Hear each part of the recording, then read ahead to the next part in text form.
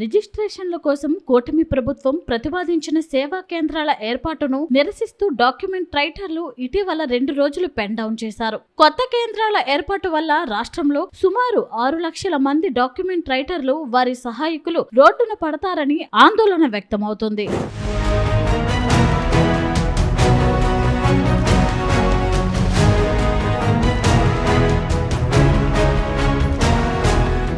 Passport సేవా కేంద్రాల మాదిరిగా ప్రభుత్వం విడుదల చేసిన జీవో 396ను తక్షణమే ఉపసంహరించుకోవాలని డాక్యుమెంట్ రైటర్లు డిమాండ్ చేస్తున్నారు.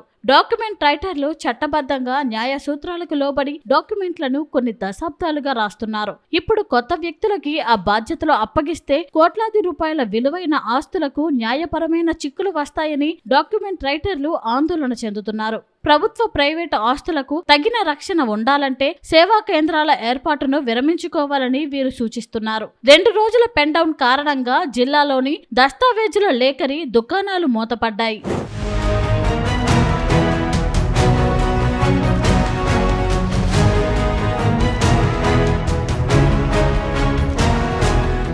విశాఖ జిల్లాలో గల విశాఖ, ద్వారకానగర్, మధురవాడ, ఆనందపురం, భీమిలి, గాజువాక, పెదగంచాడ సబ్ రిజిస్టర్ కార్యాలయాల్లో రోజుకు సుమారు 150 వరకు డాక్యుమెంట్ల రిజిస్ట్రేషన్ అవుతాయి. డాక్యుమెంట్ రైటర్లు 2 రోజుల సమ్మె వల్ల జిల్లాలో రోజుకు సగటున కేవలం 32 డాక్యుమెంట్లు మాత్రమే రిజిస్ట్రేషన్ అయ్యాయి. డాక్యుమెంట్ రైటర్ల పెన్ డౌన్ కారణంగా రిజిస్ట్రేషన్లు గణనీయంగా తగ్గిపోయి ఆదాయం సైతం పడిపోవడం గమనార్హం. అంటే ప్రజల మద్దతు కూడా డాక్యుమెంట్ రైటర్లకి అని అర్థమవుతుంది. కూటమి సర్కార్ వచ్చాక గత ఏడాది పబ్లిక్ డేటా ఎంట్రీ విధానం నిరసిస్తూ అప్పట్లో సైతం వీరు 2 రోజుల పాటు పెన్ డౌన్ చేయడం తెలిసిందే.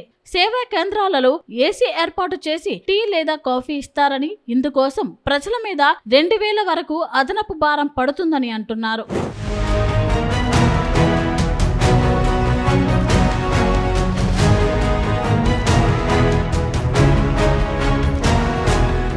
రిజిస్ట్రేషన్ల శాఖలో అవినీతి నిర్మూలనే ధ్యేయంగా కొత్త విధానం అమలుకి సర్కార్ సన్నాహాలు చేస్తుంది.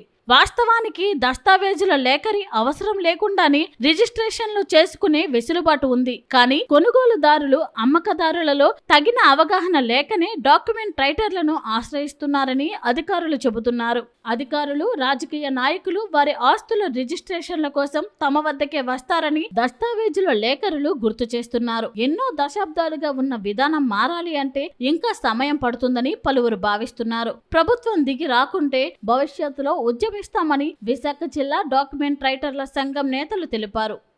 ప్రభుత్వం తీసుకొచ్చినటువంటి 396 జీవో ఏదైతే ఉందో దాన్ని వ్యతిరేకిస్తూ మేము 6-7 తారీఖుల్లో పెన్ డౌన్ కార్యక్రమం మన రాష్ట్ర వ్యాప్తంగా చేయడం జరిగింది. దాని తాలూకా విధి విధానాలు అంటే పబ్లిక్ కానీ మాకు కానీ లబ్ధి చేకూర్చే విధంగా లేవనే ఉద్దేశంతో గవర్నమెంట్ వారికి రిప్రజెంట్ చేయడం జరిగింది. గతంలో దాని మీద ఎటువంటి స్పందన లేదు. లేకపోవడంతో మేము 6-7 తారీఖులలో రాష్ట్ర స్టీరింగ్ కమిటీ పిలుపు మేరకు మేము విశాఖపట్నంలోనే పెన్ డౌన్ కార్యక్రమం మొదలుపెట్టున్నాం 6-7 తారీఖుల్లో. దీని విధి విధానాలు ఏంటంటే ఆర్ఎస్కే కేంద్రాలు ప్రతి జిల్లాకి ఏర్పాటు చేసి అందులో సౌకర్యవంతమైన పబ్లిక్ సేవల నిమిత్తం పెడుతున్నామనే ఉద్దేశంతో గవర్నమెంట్ వారు ప్రపోజల్ పెట్టున్నారు.